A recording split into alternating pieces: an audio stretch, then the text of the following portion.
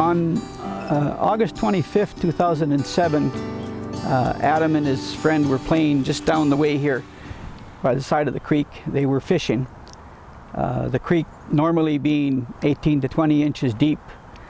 They were standing there with rubber boots on, and it had rained. We had torrential rains for Friday and Saturday, and the day of the fatality, we had over 30 milliliters of rain that morning, and some dam broke upstream, and we got a wall of water come down, and it caught Adam and pulled him into the culvert just down below here. Him and his buddy went through the culvert. Adam had big rubber boots on, his boots filled with water, and it pulled him in. He wasn't able to get out, where his little buddy swam out to safety and went for help.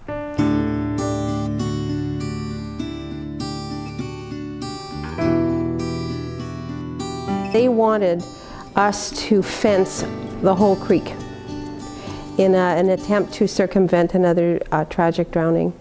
That was not possible. So we looked at options to see what we could do, and we formed an ad hoc committee to look exactly into what could be done to address this problem, which was not unique, unfortunately. Junction Creek has a long history, 22 drownings.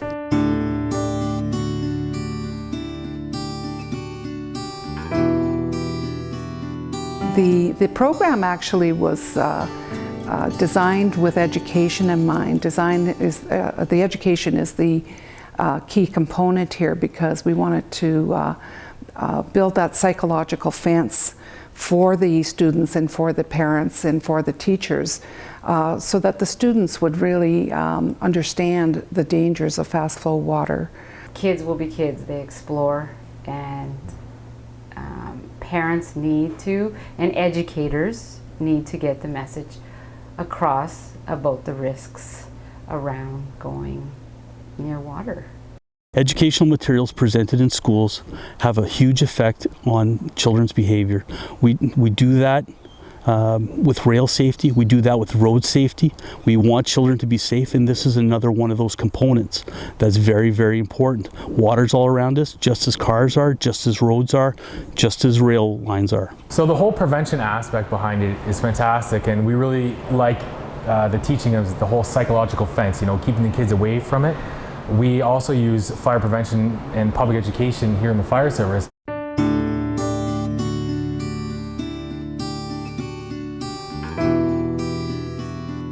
We know that safety is part of the curriculum, just like character education is, just like math is and language.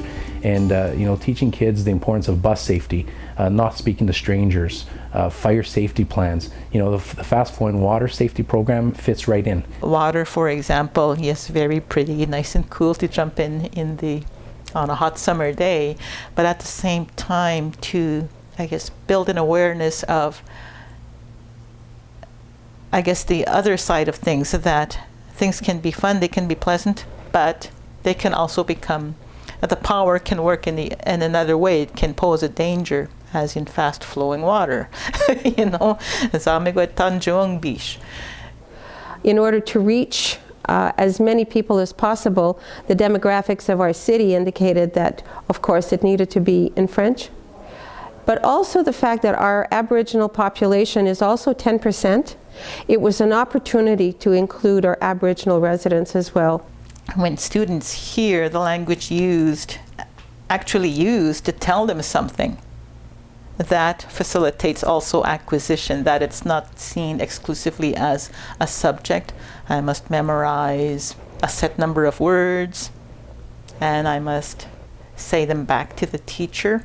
I mean, there is an element of that, but at the same time, the language learning, language acquisition is reinforced when they see the language used, when they hear the language used for actual things they need to do or that they might want to do.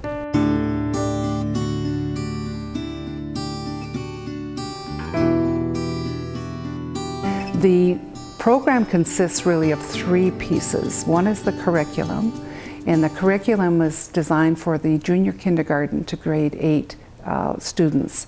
And it comes in the format of a hard copy and as a soft copy for teachers to use. It's absolutely helpful to have a package that's just a turnkey resource because it makes the planning much quicker.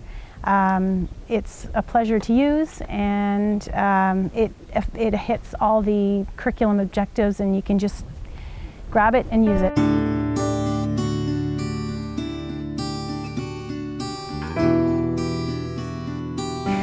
I think this has been such a success here in Sudbury, and you know, you talk to teachers, you talk to students, you talk to the partners involved.